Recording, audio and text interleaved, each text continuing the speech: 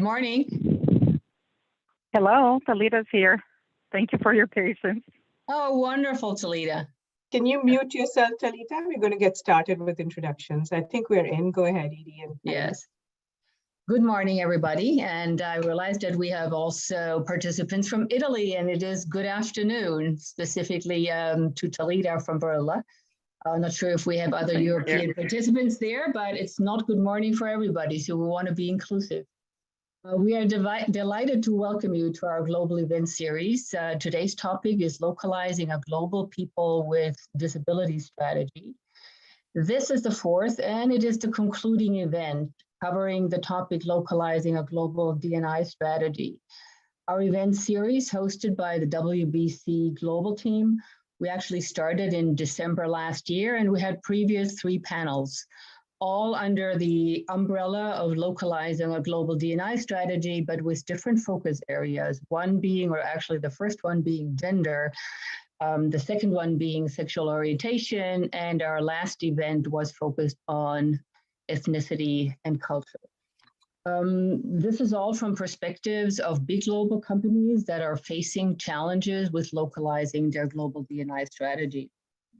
We are excited to have Dr. Rohini Anand here, and I know that Edie will do a bit of a broader introduction of Rohini, but I can tell you we are excited to have Rohini, which I totally consider as the global champion and the global expert on this topic. And for those of you who have tuned in to our other events, you will totally agree with me. Rohini, I don't know how we can thank you, but what you have done with respect to your expert contribution to this topic is absolutely priceless, especially as we're talking to many global companies that can make huge, huge impact on the topic. So again, I don't want to take Edie's thunder because she's going to go into more introduction. Today's event, because at each event, we really go deep on a specific topic. So again, today we're talking about how to localize a global people disability inclusion strategy. Disability inclusion is an incredibly important topic, but it's also a sensitive topic, and it is for many companies not yet a fully explored topic. Hearing from our audience on their experiences, learnings, maybe also pain points, will be priceless for all of us as we all implement the next level of disability inclusion strategy. So that concludes my short intro, and I'm handing over to Edie to introduce the one and only Dr. Rohini Anand. Thank you to Heidi Klembeck-Soder. And Heidi, we're thrilled that you're on WBC Board of Directors. I think all of you know is within 3.5 years, we have built the women's business movement with 75 partner organizations, all active around 9 initiatives. And many of you know that. Get more CEOs and do reports. 3rd annual report, build the C-suite and build the pipeline. Number 3, get more women on boards of directors. We're up to 28%, but we measure that every month. More entrepreneurs and capital, and then more technology. So we have 9 action initiatives. And with those, we have firm goals for 2025 and 2030. Every one of those has diversity goal. And as we know, it is not just women of color or LGBTQ plus. What we know is that disability is so important to the workforce. And we've heard it for the first time from CEOs. And that is the whole area, as we all stopped and just said this morning, October is Disability Awareness Month for the workforce. Also, as you just educated us, Dyslexia Awareness Month. But what we know is that diversity is critical. We say of everything we do with our advisory council of 400 and all of our leadership, that we have to have at least 34% diversity. And with that, we need to count disability. So when we look forward to the importance of the work of Rohini Anand. It's something that we hold dear. Rohini, as you know, became the senior vice president at Sodexo, and she took it, we can say, from worst to best, because when she came in, the data was so bad on diversity, and she took it to win every award in terms of diversity, equity, inclusion, and engagement, as we've seen the roles change under diversity. And as we looked at more and more companies expanding their ERGs, and with that, disability in so many companies. Today, we want to salute also the book that was Rohini's, as she kicked it off, the basis of all 4 of our sessions. So as she goes through and shares the background of building a global strategy and taking it local. And I looked up all the references last night, Rohini, to disability. And disability, if we look forward, you know, it's less than 20% of the total workforce is disability, of the disability potential workers. And that is the recent from the Department of Labor. What we are seeing, as we know, it's not disability, it's ability that we stress. So take off the dis, because the speakers today that Rohini will introduce all will talk about the abilities, and particularly as we see the tech industry looking for talent, and all industries, be it the private sector or the public sector. We just salute the speakers today for making disability ability, and your leadership to provide that in all those areas. So with that, we'd love to turn it over to Dr. Rohini Anand, and is clearly, if we all can stop this month and truly look at where are we in disability within leadership, and how do we look at least 1 out of every 10 people in this country have, and that's true around the world, as we know, some disability. How do we salute it as an asset and embrace it? And that's the purpose of the panel today. Dr. Rohini Anand. Thank you so much, Edie, and good morning, good afternoon, good evening, everyone. Thank you, Heidi, for both of you for that very generous, gracious introduction. So today is about the panelists, and we have some awesome panelists. We have 4 terrific panelists. We have Talita Ramos Erickson, who's the Chief Legal and Compliance Officer and Chief Transformation Officer at Barilla, and she's calling in from Parma, Italy. Unfortunately, she's going to be on the phone. We won't see a video of her. We also have Joan Bahan, who is the CEO of Dyslexia, and she's calling in from Paris, France. We have Andrea Cox with Sanofi. She's the head of learning solutions. And this is a long title, so let me make sure I get it all in. Medical and Market Access Learning Institute. And she's also the Global Ability Plus ERG lead, and she's calling in from the United States. And then we have Jen Paget, who is Manager DI Internal Partnerships with GM, and she's calling in from the United States. So welcome to all of you, and we will get each of them to introduce themselves with their pronouns and with their visual introductions for those that are not sighted. But because, as Edie mentioned, October is Disability Awareness Employment Month, let me share a little bit of context with each of you. So Edie did talk about this untapped talent pool, right? With the high unemployment rates for people with disabilities, they definitely are an untapped talent pool. And you know, studies have shown very clearly that people with disabilities have much higher retention rates, much higher productivity rates, and lower levels of absenteeism. In fact, Marriott did a study, and they found that people with disabilities who were hired through their Pathways to Independence program in the US experienced a 6% attrition rate, 6%, compared to 52% for their overall workforce. I mean, think of that huge gap there. So clearly, lower attrition translates into substantial financial savings because it costs organizations between about 16% for lower skilled positions and up to over 200% for high-level executives of a person's annual salary to replace them. So tremendous cost savings in terms of retention for when you hire people with disabilities. In addition to retention, people with disabilities bring different life experiences to the workplace, and this spawns innovation. You know, in my book that Edie referenced, Leading Global Diversity, Equity, and Inclusion, I talk about examples from companies like Barilla, like Charter Communications, who have teams of people with disabilities and embedded in their design teams to ensure the accessibility of products.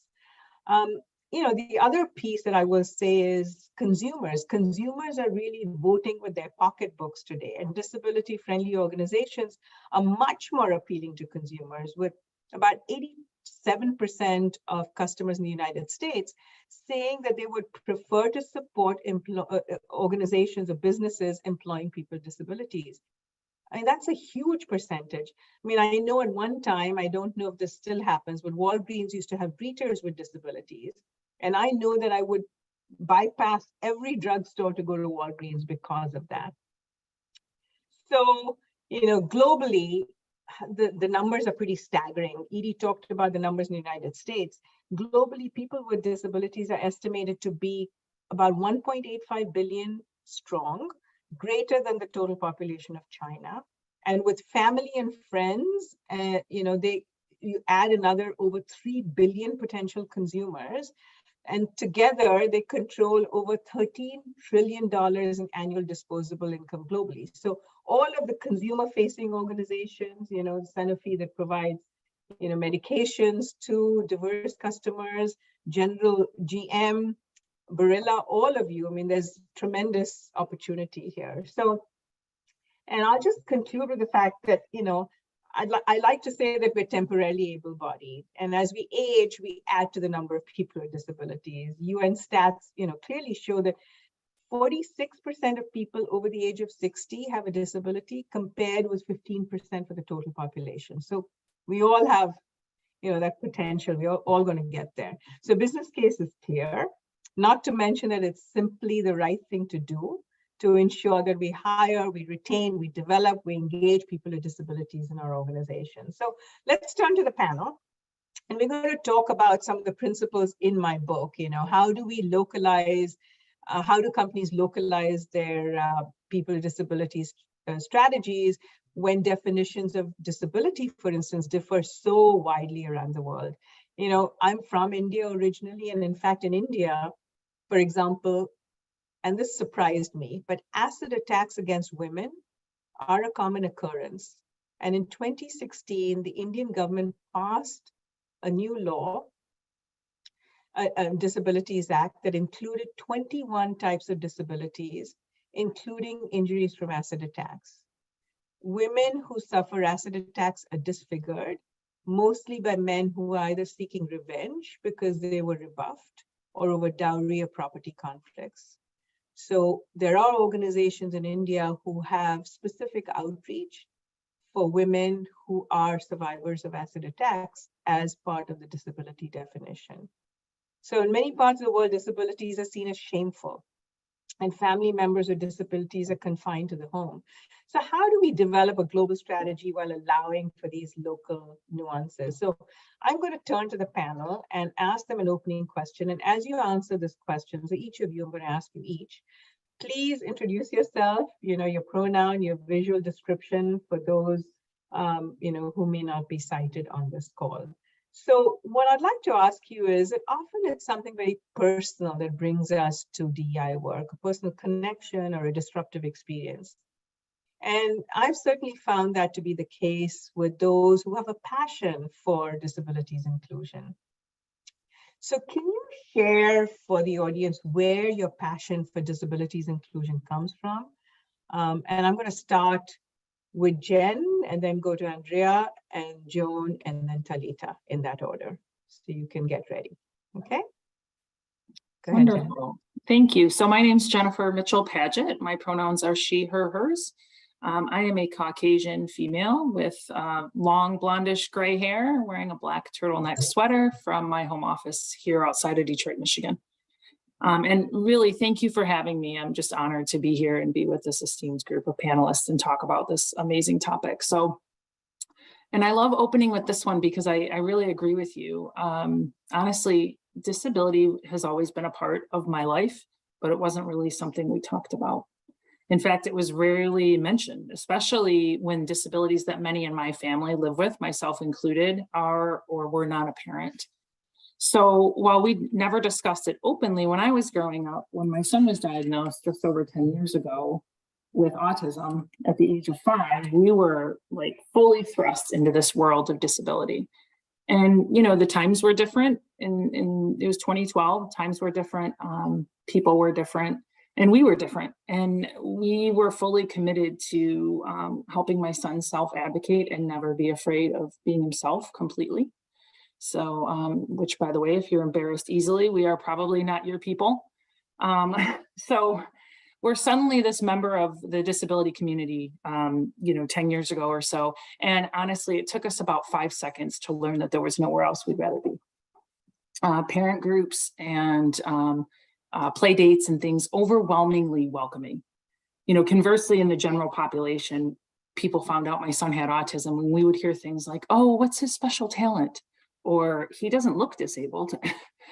But in the company of the disabled community, we were allowed to show up and just be who he was unequivocally. And we were all accepted, but most importantly, he was accepted.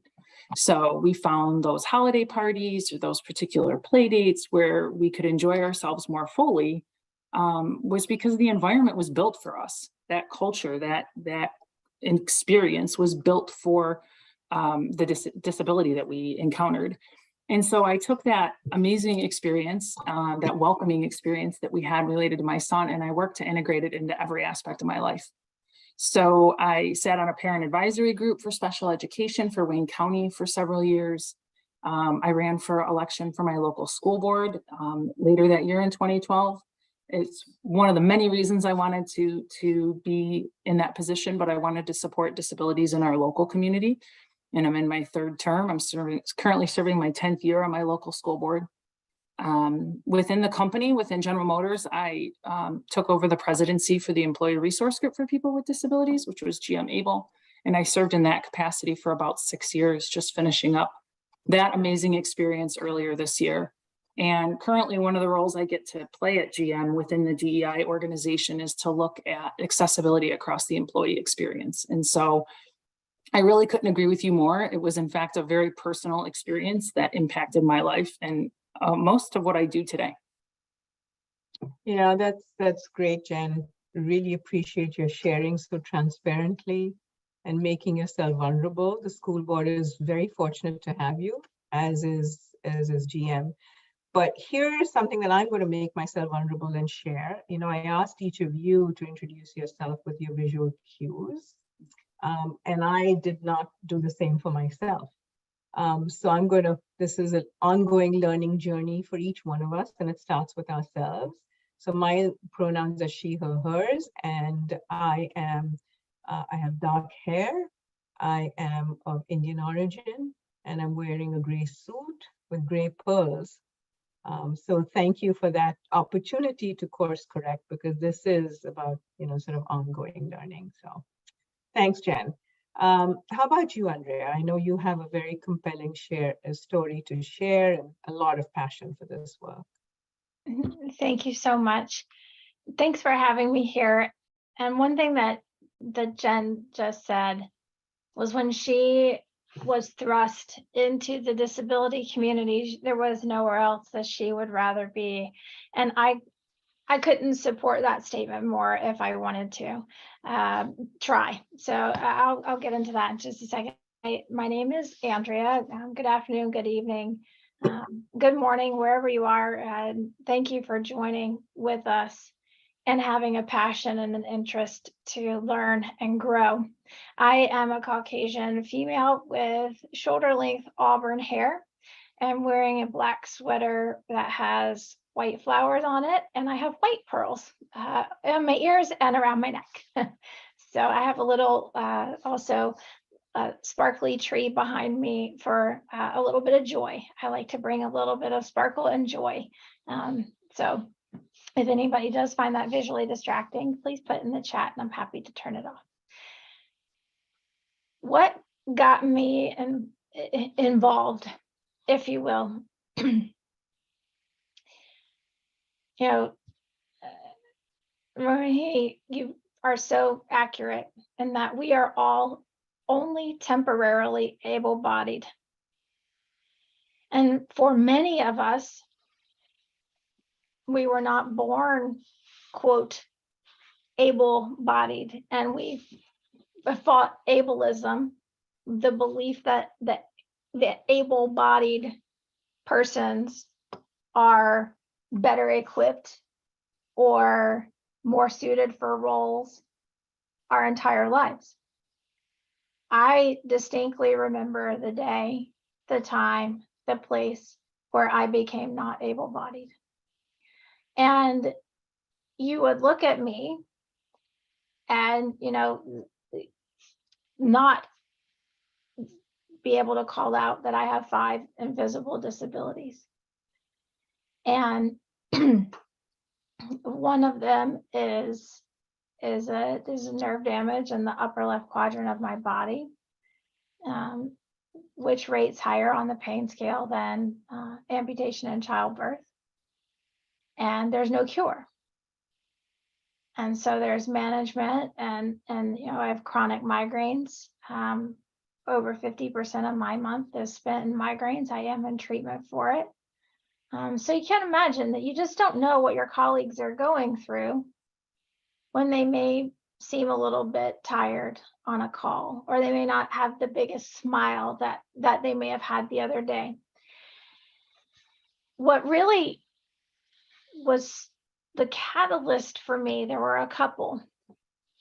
One of the things that compelled me to start opening my mouth and speaking for what was right and just and equitable for our colleagues with disabilities in this space and in this family. You have huge amounts. You will see, you work with some of the most empathetic people that you will ever meet. We're huge empaths. And I actually took a learning that did not have closed captions. I could pause it, but I couldn't fast forward or rewind. I got interrupted because COVID, right? Everybody's working from home. You have dogs, you have kids, you have, you know, spouses working from home, partners working from home, neighbors working from your home. I don't know, we were all in this together. And so I missed what was said and I couldn't go back. And I'm somebody, my learning preference is not to listen, because I have the ability to turn off the narration because I am sighted. And I like to read and then move ahead. But with this completely verbal learning, I started saying, well, how would my deaf colleagues take this? And now we have all videos must have closed caption with appropriate contrast ratio behind the captions so that people with low vision can read what we put on the screen. And it was that transformation of my nerve damage going on fire. It feels like I'm on fire from the inside out because it was such an undesirable experience. And then being empathetic for when we can't read. I have 20/15 vision, so I have really good vision. But some of the colors of the text were so light that it was hard for me to read. So I thought, well, if this is hard for me to read, how much harder must it be for our colleagues with low vision? And so it was that empathy. And it was also learning that and wanting to get the message out there that different and bad do not have the same definitions, right? Just because something is different doesn't mean it's bad. And I'm a proud disabled person. I am proud to use the word disabled or person with disability because it significantly impacts my daily life. And so I want to encourage people that disability is not a bad word. We use it for ourselves, and we're all differently abled, regardless of whether you are identify as disabled or not. So embrace that. And I think the best thing you can do is to recognize that you don't have to be to belong. That's the very nature of allyship. And join in with us, because we want to join in on all the initiatives. Awesome. That's great. You don't have to be to belong. I love that. That's what allyship is about. And this is a time to really make your allyship visible and vocal during Disability Awareness Employment Month. So thank you for that, Andrea. And I just so appreciate each one of you making yourselves vulnerable and sharing your lived experiences. It takes courage to do that. So thank you very much. And I will say, if you can put your questions in the chat, we will have time for questions, but I would love to sprinkle your questions in. This is an amazing panel. So if you can put your questions in the chat, I'd really appreciate it. And then they can be, forwarded on to me. I'd love to read them out and see what the panelists have to say about your questions. So I'm going to go to Joan next. And, Joan, if you could introduce yourself and then share, response to the same question. And then Talita will be next. Thank you. Sure, Rohini, thanks. So Joan Bowen is my name. My pronouns are she and her. I am a Caucasian woman with long brown hair. I have glasses and a beige blouse on. Yeah, so this is a great question about why we're here, because I think this is super important. And really, in my case, which is not too far from Joan, Jen's. can you hold the mic up? Thank you. Yeah, sorry about that. Yeah, in my case, which is not so different from Jen's, I got involved in this because my son was diagnosed with dyslexia early on in his education. And at the time, I knew very little about dyslexia. I knew what was very stereotypical and basically all of the misconceptions that one could have about that. And basically through myself and all the books and the research that was available at the time, a lot coming out of the United States. And that really cleared up so many misunderstandings about dyslexia. And in particular, it provided an incredible angle that I didn't even know existed, which was on the ability side of dyslexia, the different way that the brain works. And as a result, there are troubles in school with learning, but on the other side, on the flip side of this, a lot of abilities that are very, very useful in life. And all of these untapped strengths. So this really got me excited about dyslexia. And today it's even considered dyslexic thinking. So a lot has changed in the last 10 years. But I basically wanted everybody to know what I learned. And that's what got me involved in this whole area. And, as I was taking my son through school and doing the advocacy, meeting with the teachers, I saw a huge change in the school system, the way they approached it, the way that they accommodated dyslexia and other learning disabilities. So I felt like as parents, we really had a big say in how our schools dealt with it. And it was important to be very proactive about that. And at some point along the way, I had this amazing convergence of my personal and professional world in this space. And that I worked for the Walt Disney Company at the time and finance executive. And there was a call for projects that wanted both social impact and business development at the same time. And that just, for me, was the perfect opportunity to bring dyslexia to the Walt Disney Company. And that's what I did. And that led me down this path of disability awareness, dyslexia in particular, getting involved with the employee resource groups at the company, and essentially has pushed me to shift my career into this space and social innovation. So I'm really excited to be there. You never know what life is in store. A challenge could actually turn into an opportunity, and that certainly is the case for me. And I actually have always suspected I myself had dyslexia, but growing up, this was not something that came up. And since I have been involved in the space, it definitely has have affirmed that about myself, and because it does run in families. So I'm happy to be here to talk about that and talk with the other panelists, of course. Awesome. Thank you so much, Joan. And again, thank you for sharing your story. Let's move to Talita. Talita, if you could first identify, describe yourself, and then talk about what brings you to this work. Thank you. Thank you so much for having me. So as Rohini mentioned, I'm Talita Ramos Erickson, and I use my pronouns are she and her.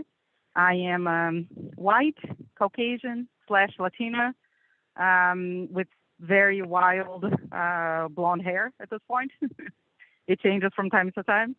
I'm talking to you today from a park in the middle of Parma, where Barilla has its headquarters.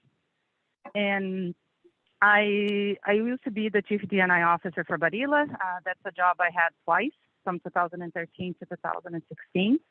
And then again, last year until this year, when I transitioned this role to somebody who's actually on the call, Floriana Notarangelo, who was my mentee, and now I'm proud to say she's the chief D&I officer for Barilla. And to me, I think my involvement with D&I in general, but with disabilities in particular, is personal.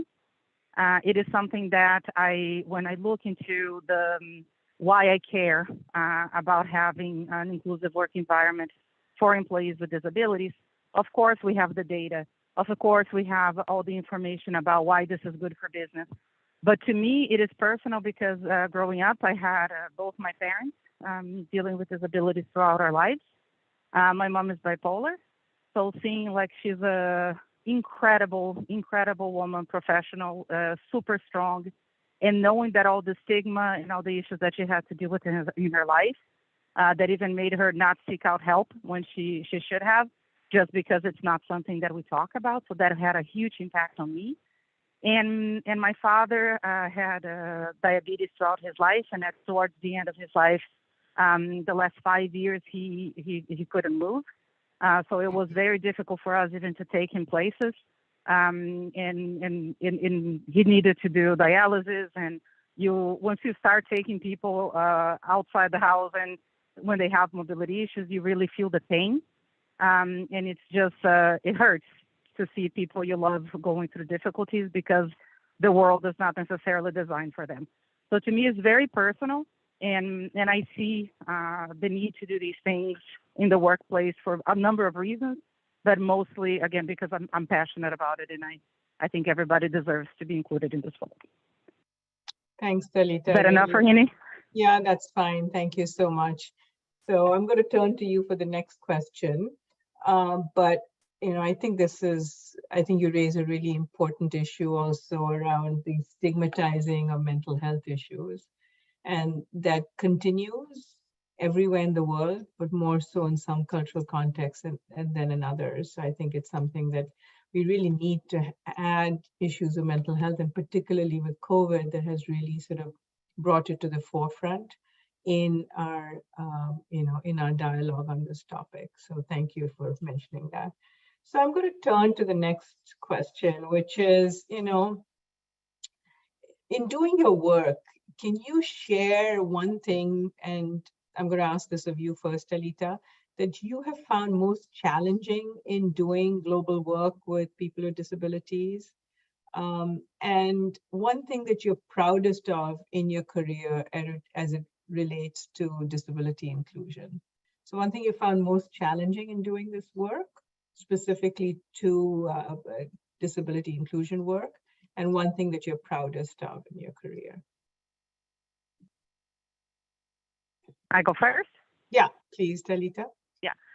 I think the most challenging part to me is making sure, and it's not just for disabilities, I think all the D&I professionals can empathize with this, is just the need to understand the local reality.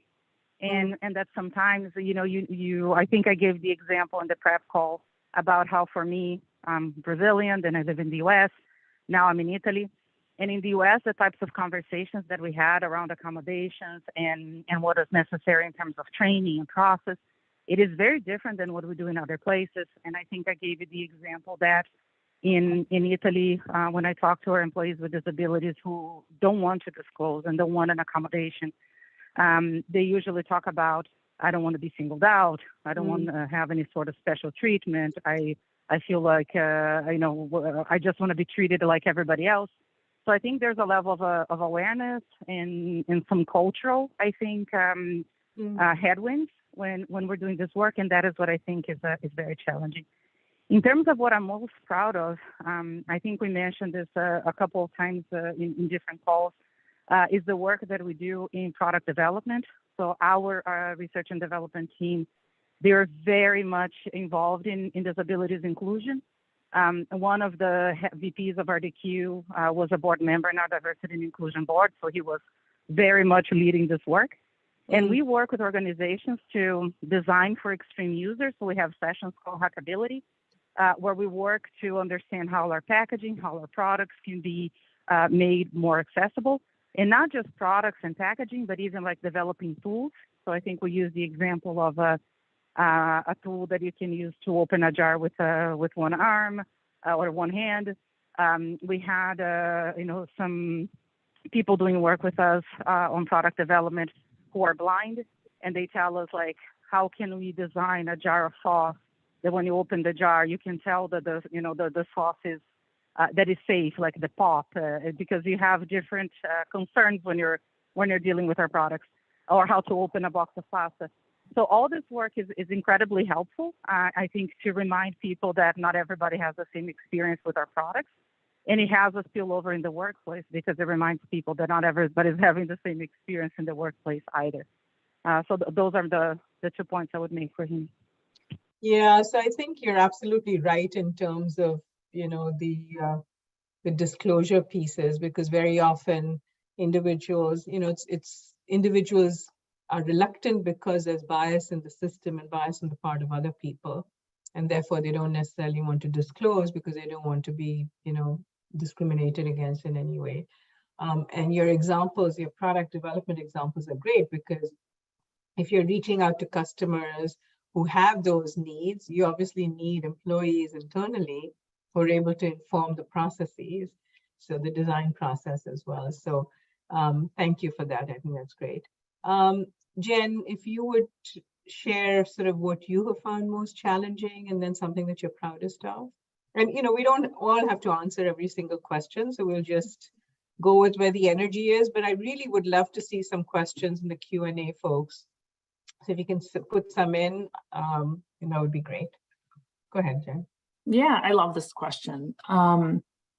Mainly because it really helps me reflect back on both sides of the spectrum, what was most challenging and what I'm most proud of.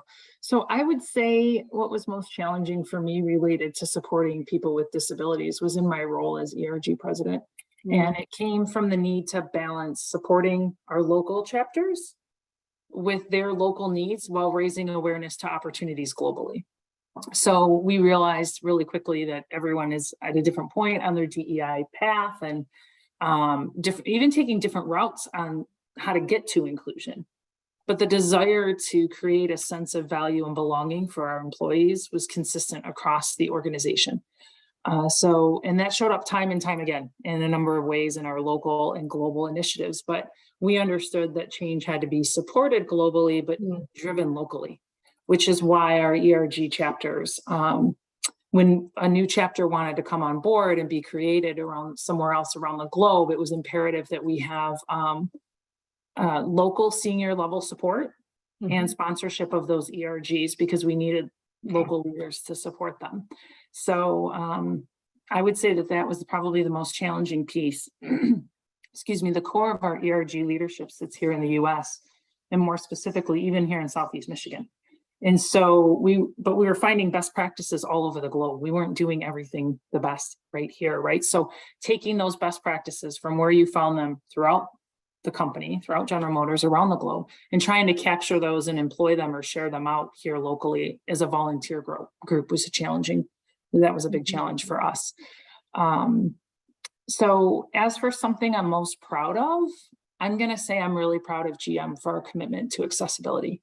In early 2022, we brought on the industry's first chief accessibility of engineering. So there's now a dedicated powerhouse group of folks looking at and showing up every day, focused on making our products and services more accessible. That is something I'm just super proud of the company for.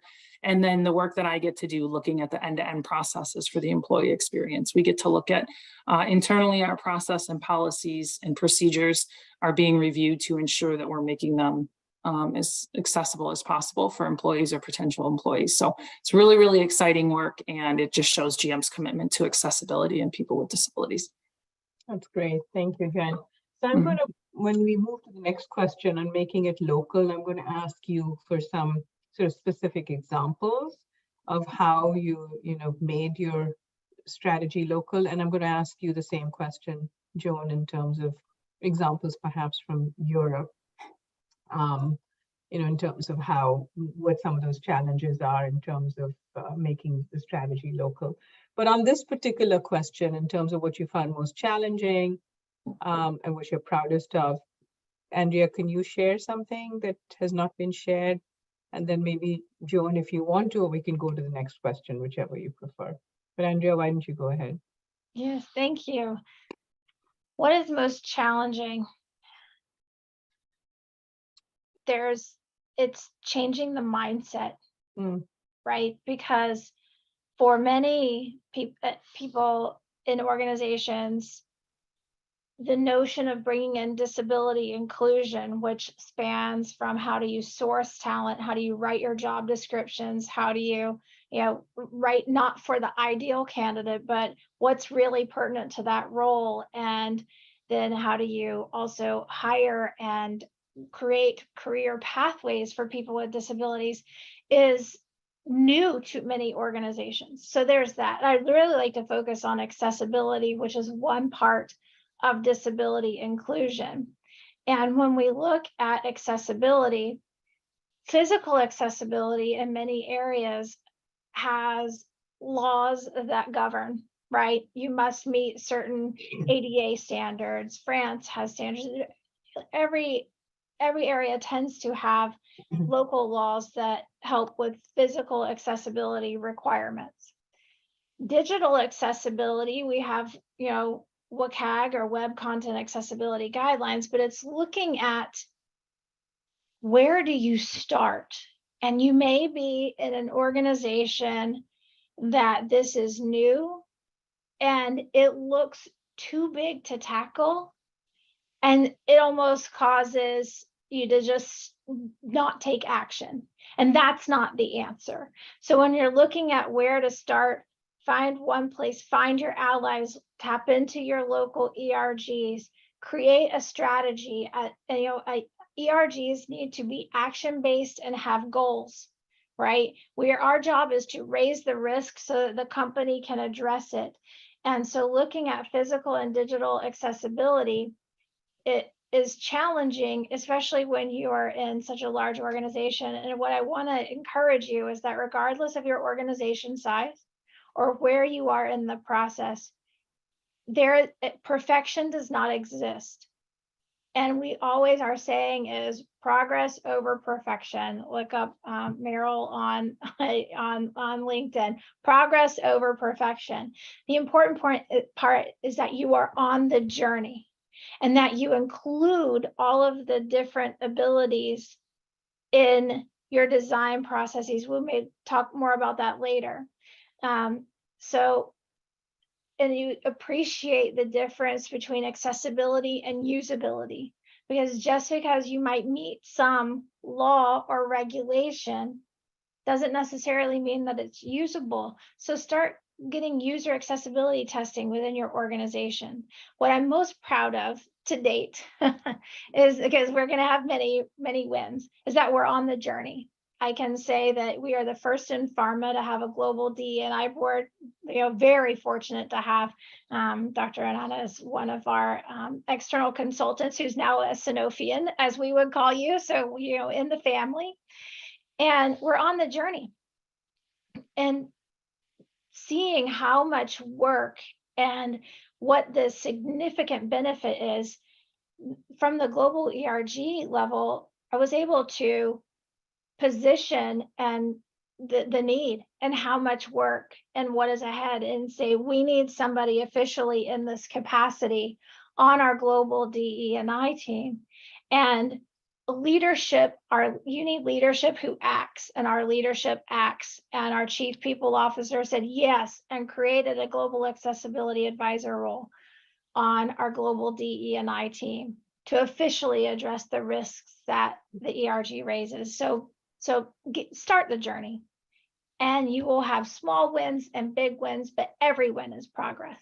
Awesome. Awesome. Thank you, Andrea. So we have two questions in the chat, and I'd love to bring in the voice of the attendees at this point. Actually, there's three. That's wonderful. So I'm going to read out the three questions. You can answer any one that you want. One of them is, I'm joining corporate America as a disabled woman and advocate and want to bring these identities with me as you all have done. How do you find your place and create your space in the disability conversation within a large corporation when you're launching your career? You know, would you like to answer that, Jen, perhaps? And then we can go to the next question because there are three. Yeah, I can, I would say the biggest thing is to find the right company. Like, do your research and find out where you're going to be welcomed, because I can speak for myself and say that I can be openly who I am and who I'm becoming, right? We're always learning and growing at GM. And we have people that have come to me that said, I feel more comfortable being myself at work than I do at home, because the company's more accepting to me than my family or, my loved ones. So find the company that you can feel at home with, and you won't have to figure out how to integrate the two. It'll just happen. Anyone else like to add to that? I would love to. Yes, I think find your local ERG and start connecting with the people in your immediate geography who are addressing disability inclusion. One of the things that inspired me actually came from our LGBTQ plus global ERG and our Pride community. The slogan, live out loud. And, we don't have to hide. There's no shame. We don't have to live in the dark. And so when you're joining, I would be who you are, be proudly who you are, and I want to say this in the way that everybody in the company should be your people, right? Regardless of culture, origin, sexual orientation, disability, generation, we should all be each other's people, because we're all humans, and that lived experience is what we're here to elevate. Right. When you are joining into the corporation and you want to help elevate the voice of the disabled community, find your people. Good. Find the ERGs and speak your truth and live your truth. And when you have the culture, and sometimes if the culture doesn't exist, you have to create it. And so it takes someone who is, I like that, bold to live out loud and say, this is the culture. And so that's what I would say. And reach out to all of us on LinkedIn too. Good, excellent. So you have a community, your ERGs, reach out to other advocates, find allies, and create the culture you want. I hope that's helpful. Very nice. Quick answer to these two questions. So one is, thanks, Rohini and panel. Disability and advocacy has been a slow journey in my view. How might we speed this up, this global mega need, in the next 2 to 5 years? And the other question is, great sharing, everyone. So energized to hear the different perspectives with accessibility in mind. How would you recommend navigating the intersectional components within the disabled community? For instance, gender identity, race, etc., to ensure impact across all business verticals and personas. So Talita, do you want to take one of those two and Joan, you the other? Yeah, I love the intersectionality question. Sure. And I think we, in leveraging ERGs, I think that is one of the things that they can help us do. We did a training with our ERG leaders years ago with Catalyst, and they recommended that we have at least quarterly meetings with all the ERG leaders together, so they can talk about each other and how they can support each other in intersectional work. And so we've done, work where if you're celebrating Pride Month, we make sure that the other areas of that we promote through ERGs are also covered and very prominent. And so I think our ERGs help. I don't think we are, and I think Floriana, who's on the call, will agree with me. We're far from being in a place where we're happy with where things are, but at least we're trying to coordinate efforts. So instead of just talking about, being Black, being a woman, being LGBT, we actually try to talk about the differences when those identities intersect. Yeah, that's a great suggestion. So really role model it even through your ERG is doing some collaborative, supportive work with each other. There's no reason why, there's specific needs that each of the ERGs have based on the identities, but there's also a way for each of them to be allies, and we are intersectional beings. So that was a great question. So Joan, the question about, how can we speed up this journey? Well, I'm gonna move that closer. I personally think the way to get this faster is to bake this into the business, because at the end of the day, that's what businesses are there for. They're there to generate new products and innovations. And if we can incorporate the design in our business, then we can accelerate that. And I do firmly believe that there's a lot of staying power with that as well, because there's always a risk of these great initiatives coming up and they're very fashionable at one point, and then they die down, and then there's a change in the organization and there's suddenly no longer a priority. But once they get baked into the actual product design, then I think you can see some lasting stay. And then, this sort of ties into what we said earlier about these ERGs, is that, those groups are wonderful because they provide the safe space, but they're also a hub and a lab for companies to use to tap into, to say, how does this product design, work with you? Do you think that, what are the blind spots here that we're missing? So that implies engagement, and this becomes this virtuous community that continues to provide great input to make products and experiences better. And, again, it's really baking it into the actual business design. Awesome. I think that's a great suggestion. So I'm going to go to you for this next question, and maybe Talita, if you can add. So the third principle in my book is, and it's good business too. And what this means is developing sort of a change narrative and embedding people with disabilities inclusion into your business strategy, into product design, into how marketing, into how business is done. So can you speak to how you have embedded disabilities in the business? When you were, you gave the Disney example, that's what I'm referring to, if you can talk. Right, no, absolutely. I mean, I think it's a great example, and there are others that came out after that were managed by other individuals, but just to say that this example is really concrete. I put together an initiative that looked at product, because as a parent, I was not seeing this on the marketplace. I wanted books that my child could read that would engage him, and there was actually a lot of low-hanging fruit in that space. So I went to our product design. First of all, I launched this project through this call for projects, and then once I got the green light, I went into the different business units and said, "Hey, look, this is an idea that we could look at. We can bring some specialists in who can help validate the use case, and then roll out some books here." So in doing this, I sort of reverse engineered embedding disabilities in the business, because I did this in 2015. It was before Disney had any ERGs. Companies in the US were barely, rolling out ERGs. So this was not a concept that was familiar to us. And just disability as an opportunity, that was also another foreign thing. So there was an element of reverse engineering that got the conversation going.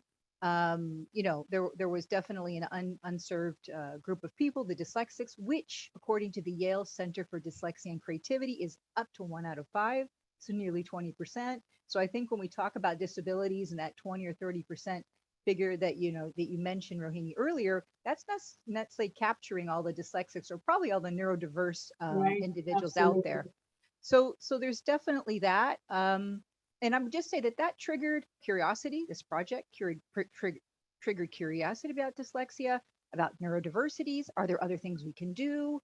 Which led to content and books at the company in France, where I'm based, but also in the Netherlands, and the US took it on. So there was some really neat cross-pollination. And then, to your point, about it's good for business. So clearly there was a business case here because there was this population that's really big. But what we learned about dyslexia friendly product is that what's good for dyslexics is generally good for most, if not all. People do appreciate the functionality. So that's definitely an angle. And I think we've seen this over and over again with things over the years, like the curb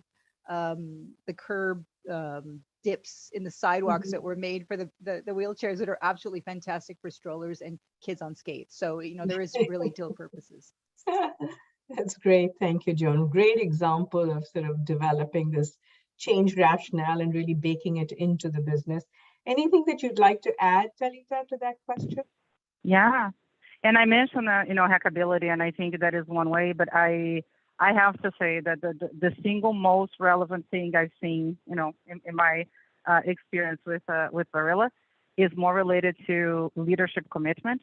I think that leadership commitment is something that for D&I in general, we measure, we promote. It's something we hold people accountable.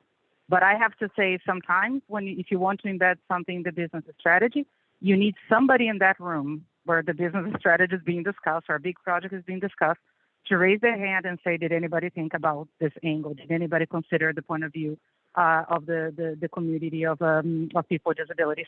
And in our case, we have our global CFO is not only a big advocate, he is extremely engaged, volunteers, talks about it, learns. He's like the model ally to the community.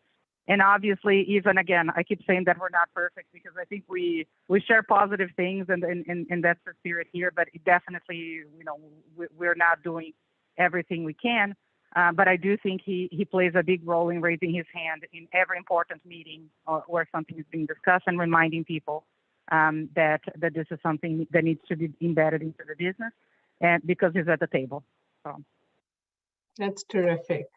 And I think that's just so critical to have, leaders who are committed with purpose and passion. Absolutely. That's the second principle in my book, actually, leaders change to lead change. So I'm going to ask maybe Jen and Andrea. The fourth principle in my book is go deep, wide, and inside out. And this is about embedding DEI into the internal and the external ecosystem. So can you share how you have audited all your processes and embedded a disabilities lens at the outset rather than as an afterthought? Jen, perhaps you could share, and then Andrea. Yeah, absolutely. We are trying to take on a build-in rather than bolt-on approach. So trying to build accessibility in or remove barriers from the start. I think Andrea touched on, you keep using the word access, which I love. And accessibility, because where do we remove barriers so accommodations aren't needed? Like, why do we have to, just so people don't have to ask for an accommodation, right? When we can remove barriers. In the education sector, they call it tier 1 support. So you just build in something that helps everyone, like that curb cut effect that Joan mentioned. So we're a 100-year-old company, so we come with a long and wonderful and beautiful history. But as you mentioned, Joan, inclusion and disability inclusion specifically was not something that's been there since our inception. So we are working to proactively fix things that come out that are coming, and reactively fix things that were already in place. So with the launch of our accessibility Center of Excellence in the product development space and the employee experience related work that I'm leading, we're actually working to insert ourselves early and often and do whatever we can to build access into our work from the beginning, as opposed to something that has to be corrected afterwards or come as an afterthought. Personally, I'm working to be seen as a resource to support others. I don't own in my space. I don't own the writing the job description or the careers website or even the reasonable accommodations process. But if I can be seen as a resource to folks to help the processes and policies that they own be more accessible, and they can reach out to me for best practices or benchmarking or whatever it is that they need, that's kind of what we're targeting. The goal for us, and we've shared this in our ERG messaging a ton, is that we want teams to look at accessibility as an opportunity to be innovative. And we want to be that resource to them to create innovation rather than look at accessibility as a legal requirement. So we challenge ourselves internally, and I would challenge anybody that's on the call listening to look at removing barriers to inclusion as something we get to do not something we have to do. That's great. Thank you. That's excellent. Thanks, Jen. So Andrea, if you could just add in terms of how you've sort of embedded it at the outset rather than an afterthought, and how you've audited your processes. I know you had some great examples.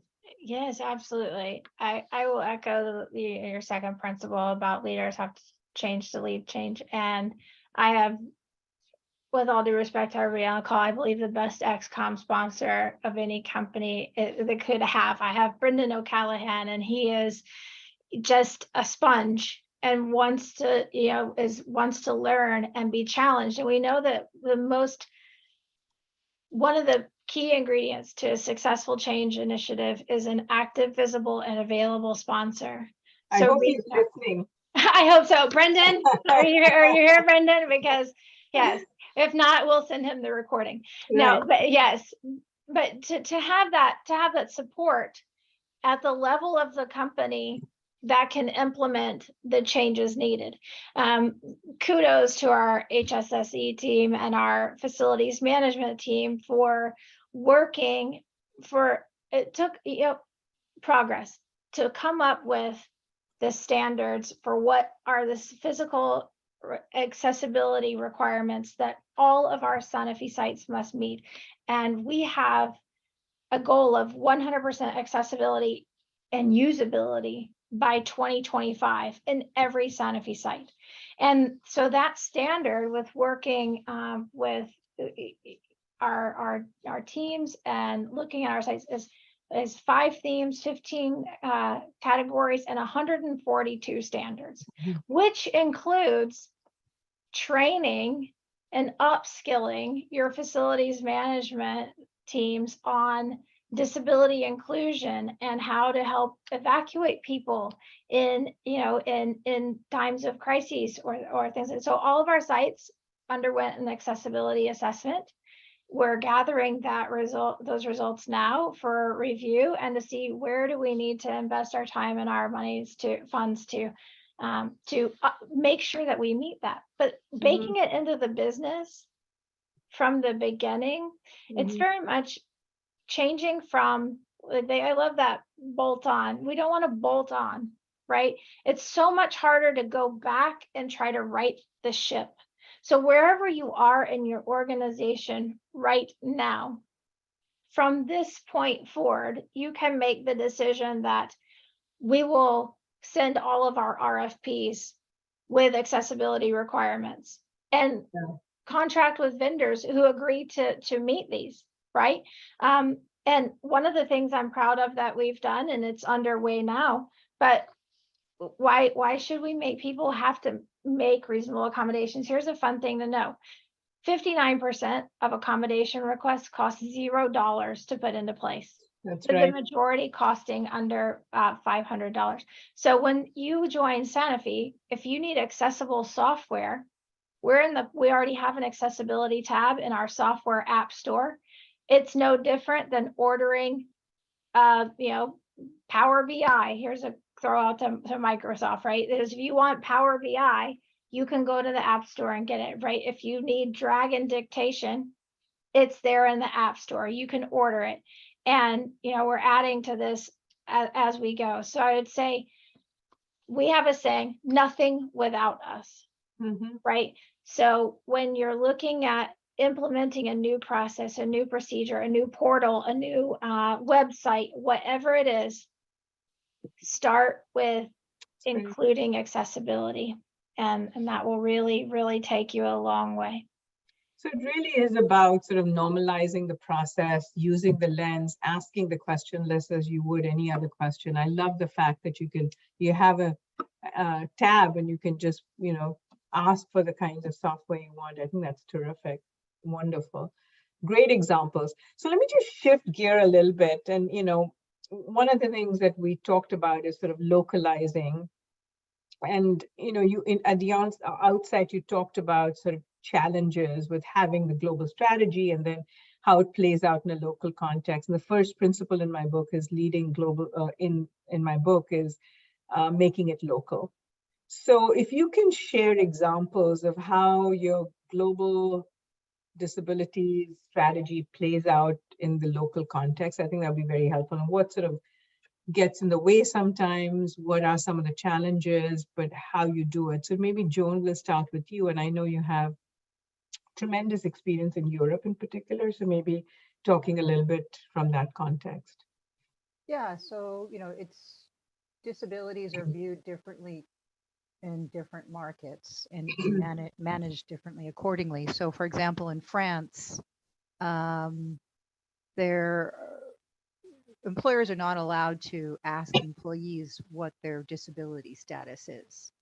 On the other hand, they're required to have 6% of the workforce with disabilities, and if not, they're fined. So there's this kind of funny little tricky little road that needs to be navigated. So on the one hand, it exists. On the other hand, you can't say anything, and therefore perhaps not know how many people you need to accommodate because they're not coming forward, and all of that. And I would say also to that point in France is that, and I will use dyslexia as the example, is that historically spelling challenges have been something that have been viewed as have had a stigma, and bad spelling is associated with subintelligence and carelessness. So not something that somebody is that wants to connect themselves to. So with a person with dyslexia who typically does not have spelled out well will shy away from saying that they have dyslexia for fear of the repercussions or any kind of mockery that could come out of that.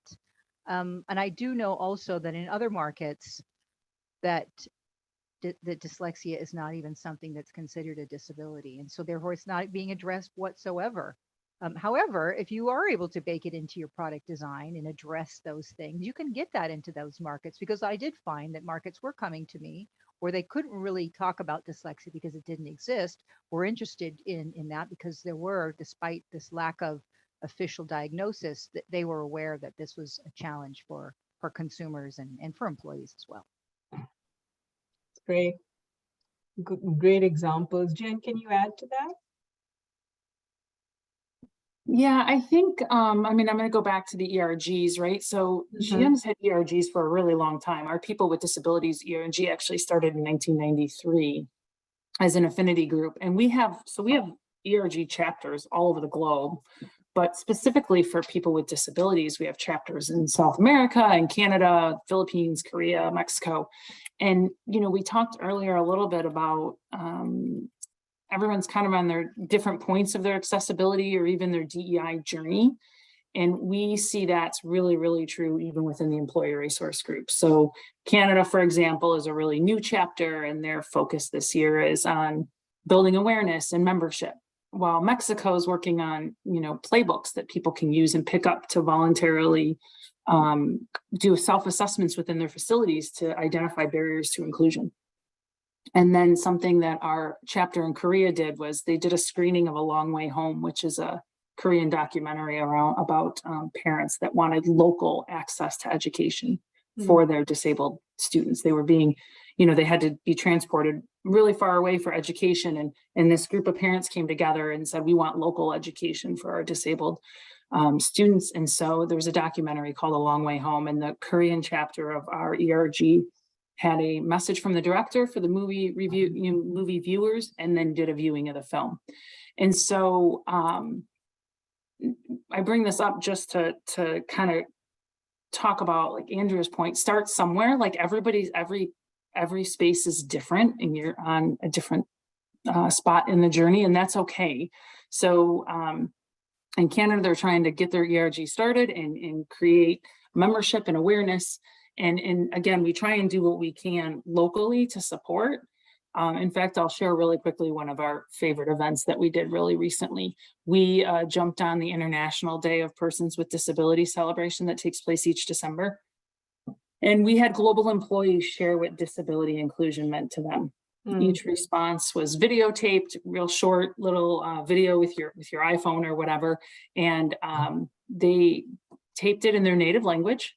And then we closed captioned it in English and strung those together and put it out as a single video. And it was a really great multicultural and inclusive way, we thought, to celebrate internationally.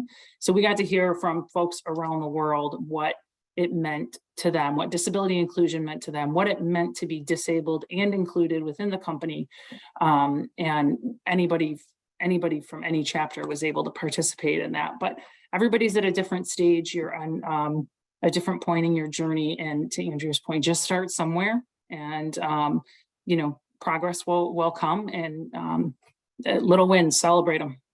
Great, that's great. Let me just ask you a follow-up question, Jen, to what you just said. So ERGs clearly have done some very impressive work, and definitely at GM, in making the culture more inclusive and providing this sort of safe space, a sense of community, etc.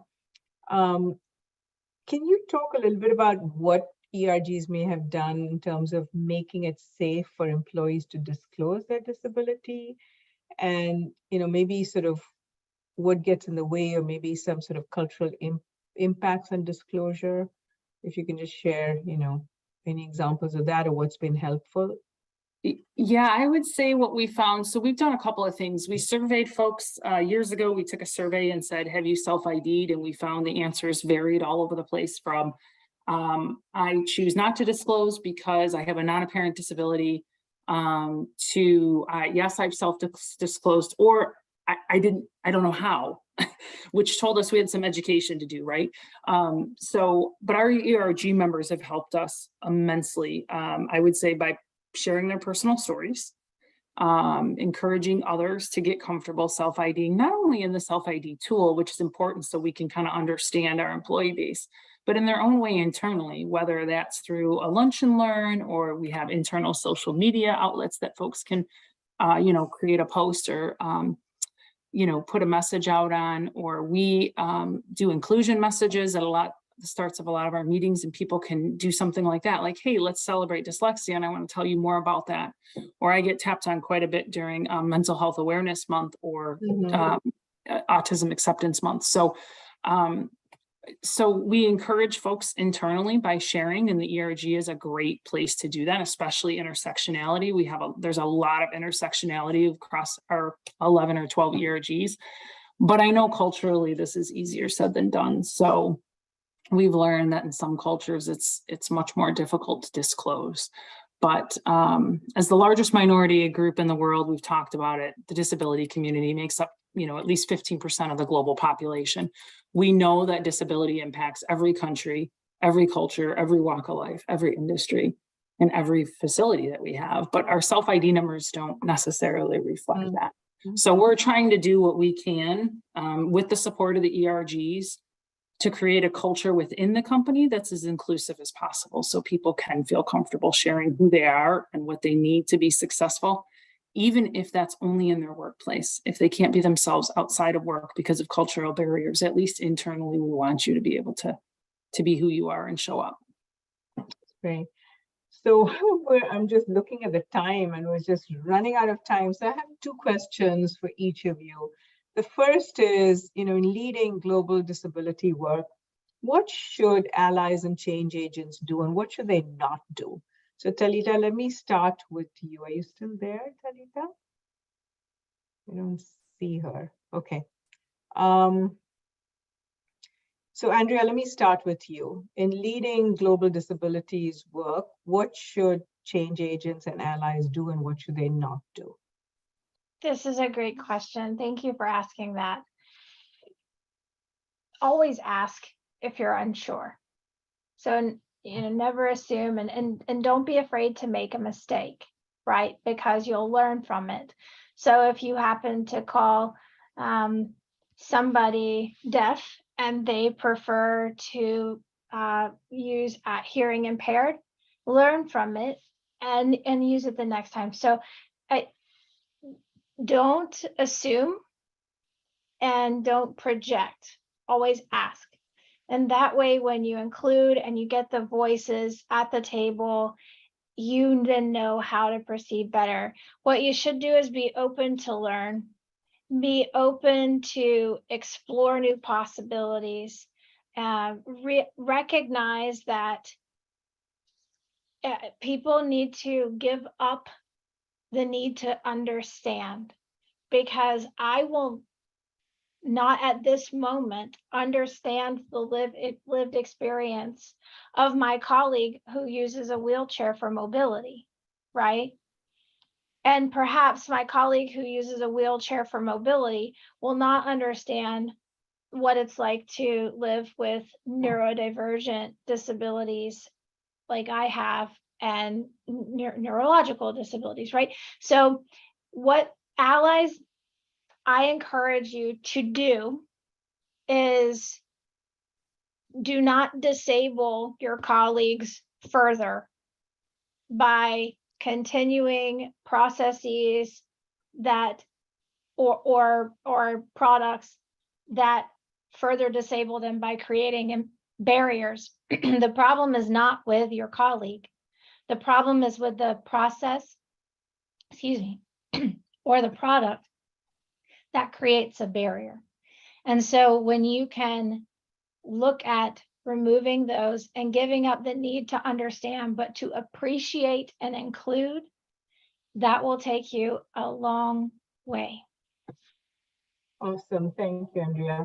Be open to learning, appreciate and include. That's terrific. Thank you. Joan, what, in doing this work and to allies, what should change agents, what allies and change agents do, and what should they not do? Well, I would say that, if at all possible, and I think it should be to some extent possible, link that activity, that initiative that you have to the corporate mission and values. You'll find that you're able to thread that through it to the product if possible, because that'll make it really easy for executives to take on, to sign off on that. That's what you need to do. Provide something they can just rubber stamp, at least get going. And I would also say that starting small is the best way to go. Piloting in a market or in a business unit in one part of the world might be the way to get to the end goal, because you can have a nice use case to share with your local executives. How can I roll this out? And through the ERGs, you can share that across the company and across the world, and perhaps get that moving in other parts of the world. And I would say the contrary, if you try to go too big, it might be a fatal mistake. So I would say the change agent should probably try to start small. And, we talked about that throughout this call, is that the small wins, you got to take those, but they're actually in some cases really the best way to go. Great. So link with the mission values of the organization, start small, do some test cases, and get those small wins. Jen, how about you? Oh, you all have said so many great things already. So some of these may be, reiterating, but I'm going to say, don't think you have to do it alone. Yeah. There's so many passionate and capable advocates out there that can help you move the needle on inclusion. You talked about it being personal, and it is, but with this large of a population of people with disabilities, we're all probably impacted some way. So just tap into those passion points, help make it personal. Help make it relatable, and then include the, don't, please do not design anything for people with disabilities without people with disabilities in the room, virtual room, right? From the beginning to the end, please do not design for us, but with us, and listen, and better yet, encourage people with disabilities to advocate for themselves.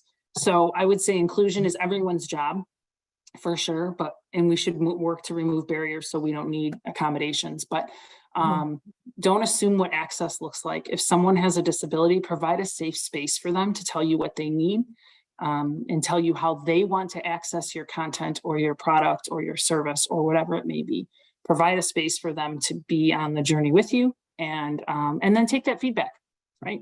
Feedback is a gift is my mantra. So take that feedback to make yourselves better. And we know that people with disabilities and diversity in general is going to be extremely important for us, specifically as we move to our electric future. And we're going to tap on those ERGs and expect and ask them to help us make sure that we're building with them in mind.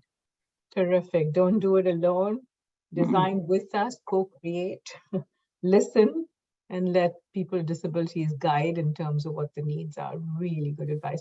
So in closing, just a parting piece of advice for those that are doing this global disabilities inclusion work. There was a question in the chat about how can we speed it up. You know, this is not always top of mind in many organizations. So any additional parting piece of advice? Joan? Yeah, I mean, we talked a lot about the ERGs, and I can't emphasize enough how important these are to moving all of this forward. You know, and also for the business side. So it becomes an area that's a safe space. It becomes an area for learning. It becomes a great lab for the company.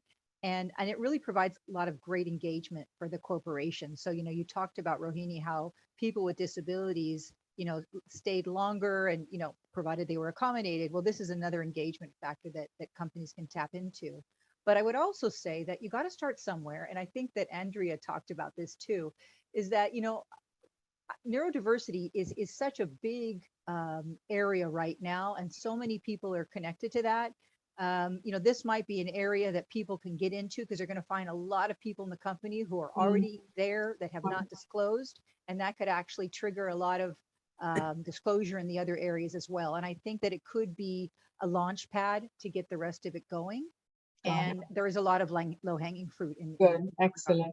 We are pretty much out of time, but Andrea and Jen, just one quick comment from each of you. Very quick.